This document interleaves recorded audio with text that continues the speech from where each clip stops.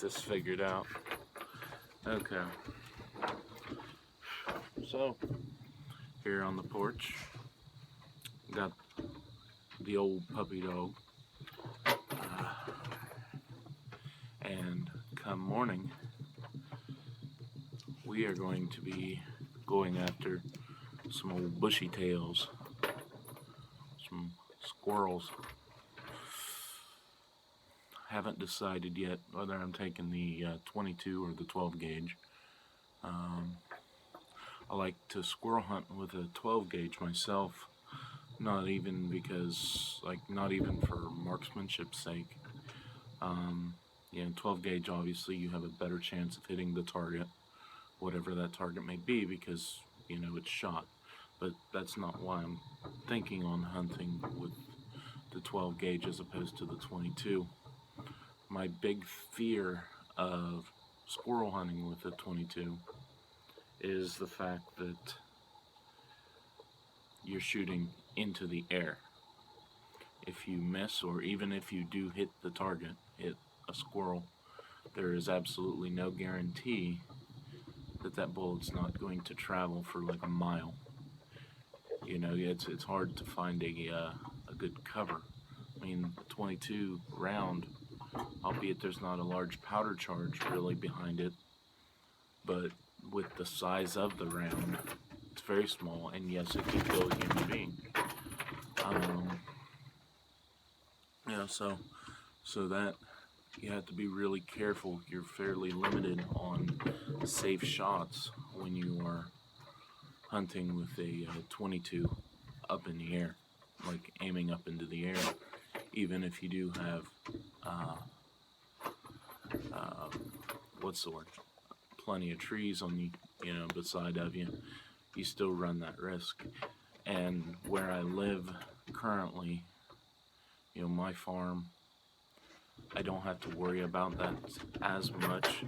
But where I grew up hunting, I never squirrel hunted with a 22 for that very reason, because there was a lot of houses right next to the property, and so I just never squirrel hunted with a 22. It was either a 410, 20, or a 12 gauge. We just got field and target loads. I mean, you can buy a box of 100 field and target loads from Walmart for like $25. I think last time I bought a pack of 100 of them, a box of 100. I think it was like $25. So probably end up just doing that.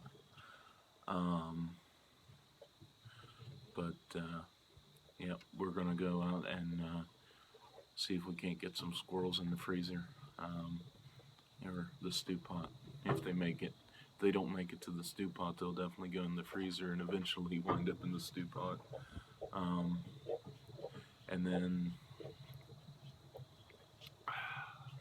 So I'm pretty excited about that.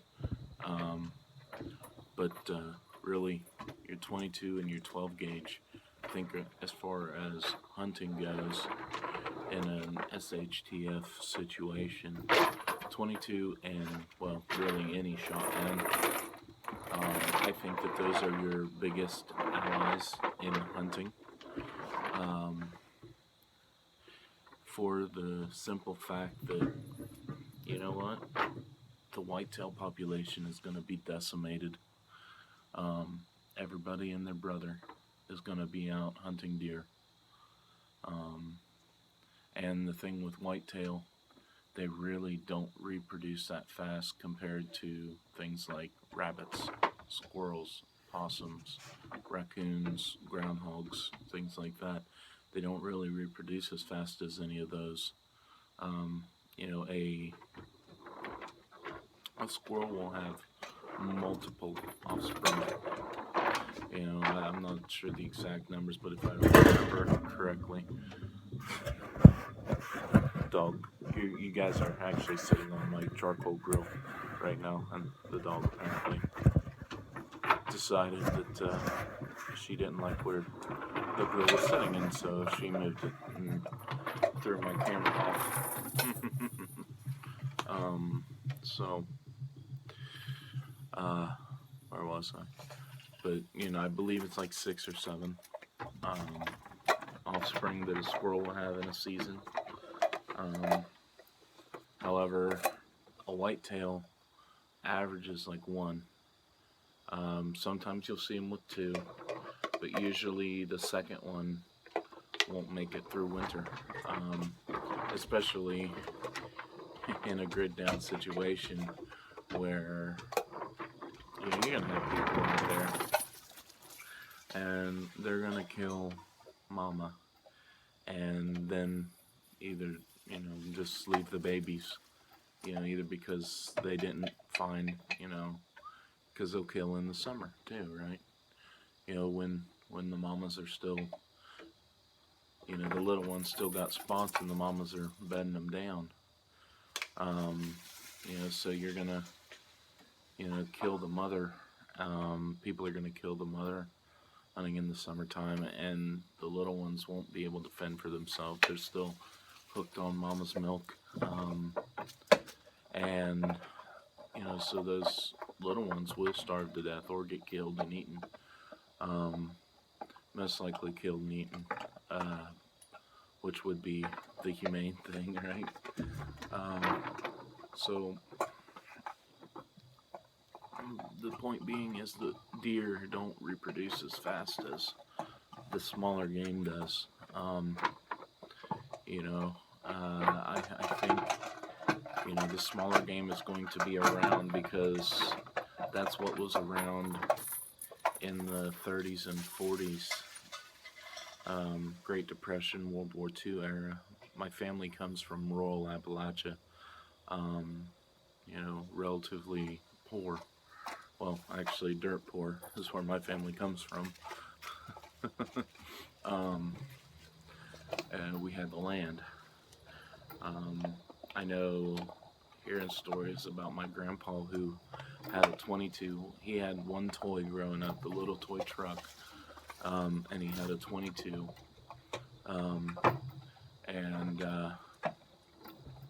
If he went out with 6 rounds, he better come back with those 6 rounds or a critter to account for every single round that he didn't come back with.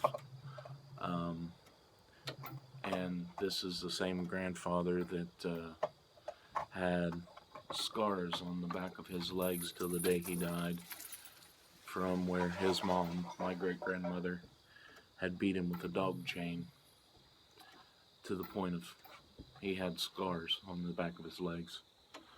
In his 70s, they were still visible. Now, ammunition is going to be just as scarce as it was back then, if not more so. Yes, you can stockpile it up, but something to think about.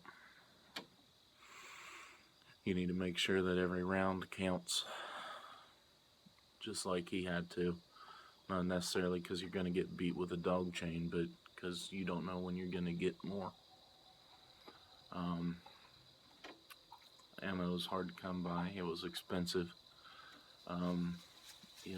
Relatively speaking to the money that they made, right? They were pretty self-sufficient lot, really. They had, a lot of livestock. Everything from milk cows to goats and chickens and pigs and sheep, and all of this, and and they had this, and they didn't, but deer were not really prevalent until, and they really then weren't prevalent, but the 70s and the 80s there started to be more deer.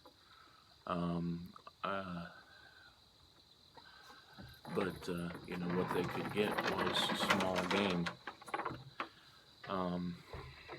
on average, but even in the 70s and 80s, it wasn't anything for someone to go through a season and not see a deer, much less kill one.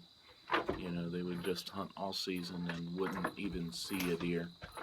But it's not the case right now, but it will change very quickly as the deer population gets dwindled down and the ones that remain get smart and start avoiding all human contact whatsoever. They avoid humanity to a much greater extent than they do.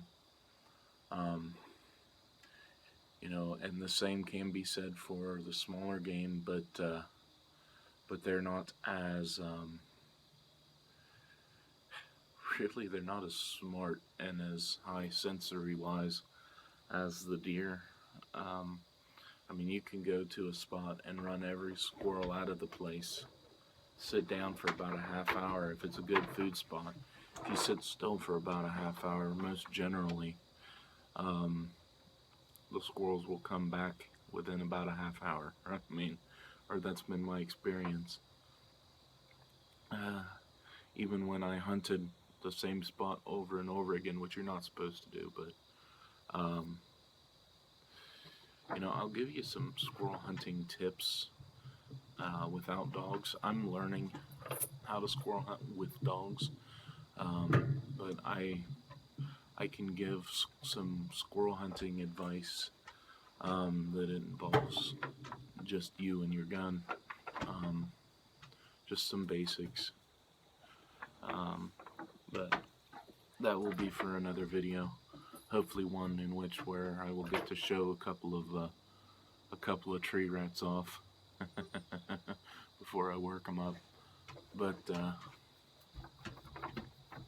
anyway, that's that. All mistangled up. Alright, guys, this is Big Country with Big Country Survival. I'm signing out. God bless.